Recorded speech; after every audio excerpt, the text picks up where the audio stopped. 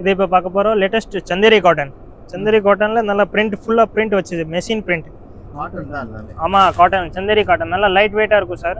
இது வந்து ரேஞ்சஸ் உங்களுக்கு கம்மி வந்துடும். ஒரு செட்டுக்கு உங்களுக்கு 10 to 12 கலர்ஸ் வரும். இது வந்து ரேட் வந்து 155 ஒன்லி, வெறும் 155. ஆமாம் சார், ஆமாம், வெறும் ஜஸ்ட் 155. நீங்கள் செட்டாக வாங்கினீங்கன்னா 155க்கு வந்துடும்.